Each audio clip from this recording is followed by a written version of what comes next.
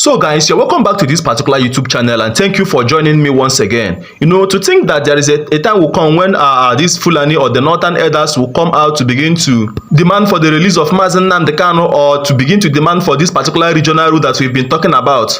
It's something that I had never thought of. It's something that seems impossible. But today, look at what is happening. A Northern Elder has actually come out to demand for the release of Nnamdi Kanu. Not just the demand of release of Nnamdi Kanu, he has also called for regional rule. It is really surprising because considering that these people have been yearning for this particular government to continue, especially when it was the time of Muhammad Buhari. Now, what has actually changed?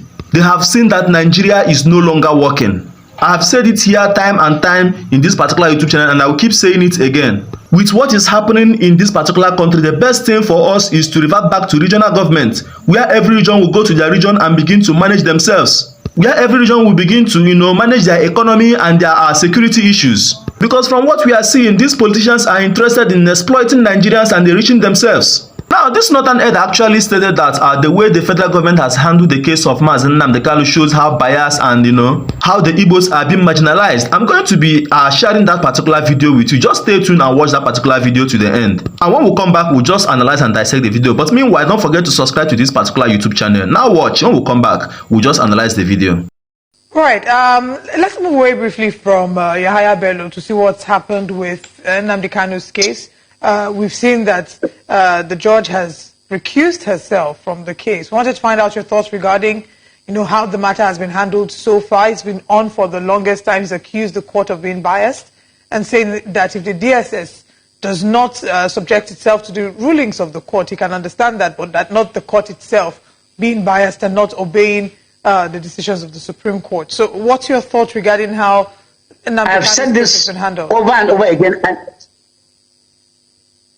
I have said this in the past, and I will repeat the same thing here now.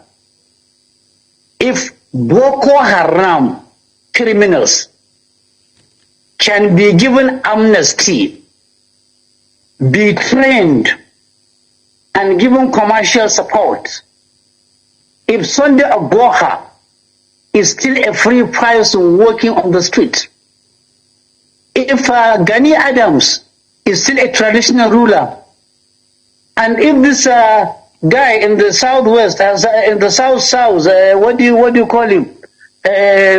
Remind me his name. If they are still alive, Dokubo Asari. If Dokubo Asari is still free, and if Tom Polo is still a federal government contractor, I don't see any reason why Kanu should be behind bars. They have committed more crimes than being alleged to have been committed by Kanu. If Kanu cannot be released on the basis of legality, he should be released on the basis of equity, fairness. If he cannot get justice, at least he can be given freedom based on equity. Because these people that have criminal records all over the horizon have committed more crimes than Kanu, than what Kanu is being alleged to have committed. Therefore, for me, keeping Kanu behind bars is immoral, is illegal, is unconstitutional, is a crime, and he's being cherry-picked for persecution. For now, he is being persecuted. Luckily, it will go round. One day, there will be the people that will be persecuted, and we will celebrate that. We will remind them that when Kanu was behind bars, you were in charge. Your children were in charge. Your daughters were in charge. Your uncles and parents were in charge. Therefore, now, keep quiet, remain silent, enjoy what you have subjected other people to enjoy in the past. Is chasing the wild goose, and will not pass the passage of time. I will not see the daylight. Indeed, what Nigerians are going through now, the way and manner we are being collectively mismanaged, we are being assaulted, we are being pauperized, we are being reduced into pitiable combustible materials, we are being reduced into beggars, into slaves by the Bola Tinubu regime, is emboldening many of us who were formerly against breaking of Nigeria into smaller nations, we are now reversing ourselves. Majority of us, including myself, who was formerly against smaller nations out of Nigeria, is now fully committed to having Nigeria broken into different countries out of choice or out of compulsion, so that we can go and manage ourselves in our own way, in our own speed, in our own style, cognizance of taking into consideration our culture, our beliefs, our socialization, our meaning, if you like. We are tired of a central government where everybody has been made to become a slave. Everybody has been used, except the few who are milking the country high, empty, and dry, who are stealing our collective patrimony, collective resources, who are sending us fear and terror, who are deceiving us every day, every night, every hour, every week, every month, all year through. Therefore, those who are thinking that a bill to take Nigeria back to the are doing any favor, they are making the biggest mistake. That is not what Nigerians need.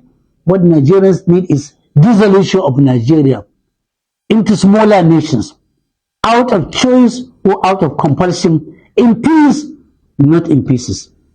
Anything short of that will not see the light of the day, will not address the current challenges, will only be postponing the evil day. Enough for the wise. Now, I believe you're listening to him. First of all, I want to make some corrections. He said Nnamdi committed a crime, the crime he committed with Igboho and the rest of them. Nnamdi never committed any crime. Somebody who is agitating for his freedom did not commit any crime. I can tell you the truth. To show you how biased this particular government is, Sunday Igboho was released. A lot of people who came out with one crime or the other have been released. Even he mentioned about our Boko Haram, our repentant Boko Haram. Some of them who were pardoned and reintegrated into the Nigerian military or Nigerian police. And that's the problem that we're having today. These people who committed such crime are being pardoned, yet Nnamdi Kanu is still detained. That shows you the level of hatred, biasness and corruption in this particular APC government. Now, he also went on to talk about the regional rule government. I've been saying it in this particular YouTube channel. If you have been following this channel, I've been saying it clearly. The only solution to the problem of this particular country is to go back to regional government. If possible, to divide Nigeria so that everybody will go. Because as it stands now, some group of persons who call themselves politicians are only interested in hijacking this particular country and to exploit this country. I am telling you the truth. Look at all the institutions in Nigeria like INEC and all of them have been infiltrated. The judiciary, they no longer stand by the truth. All because corruption has eaten deep into the fabric of this country as a result of APC government. So guys, I'm moving on from there. In another turn of events, Dele Farotimi has actually come out to spill the truth about the Nigerian politicians and what they are doing. I love to listen to this particular man because of how he gives an insightful analysis concerning the government of the day.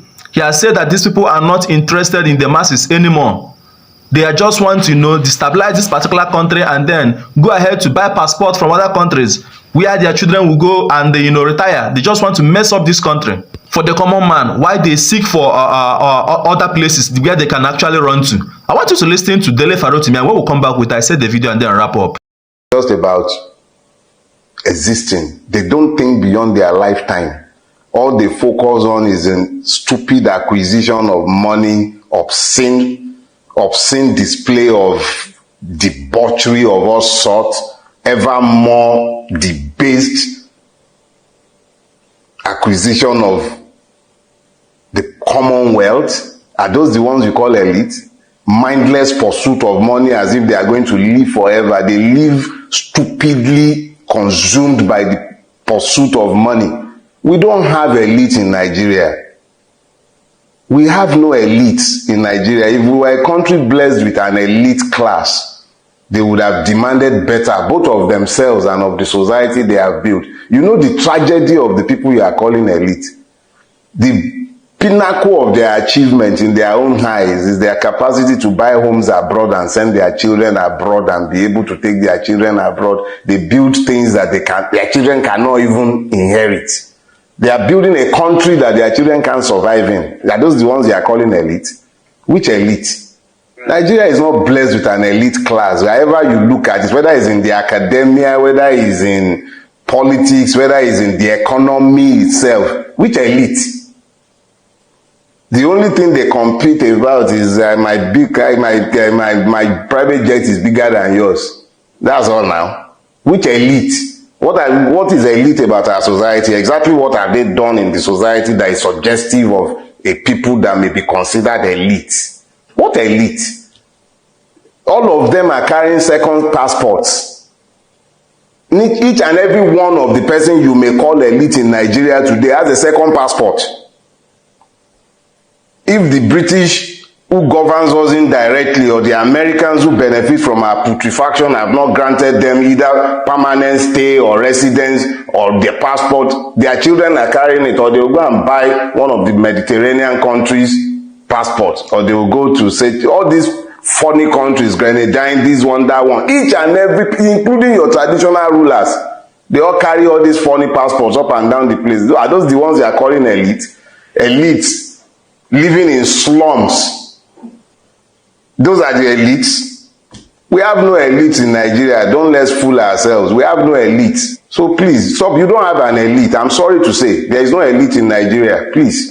Now guys, I believe you're listening to Dele Farotimi. He's always making sense in all his analysis about this particular government. Nigeria doesn't have any political elite. I can tell you the truth. An elite that wants to squander his country's resources and then move out to another country. You see, most of our politicians, when they get sick, they can't even build a standard hospital, at least the healthcare system. But when they get sick, they travel abroad to get a proper medical checkup. Some of them, when they are campaigning, they promise the masses heaven and earth. At the end of the day, you realize that they have come to loot the treasury. Anyway, guys, I'll stop this video here and allow drop your comments in the comment section. Don't forget to subscribe to this particular YouTube channel for more videos like this. Thank you for watching.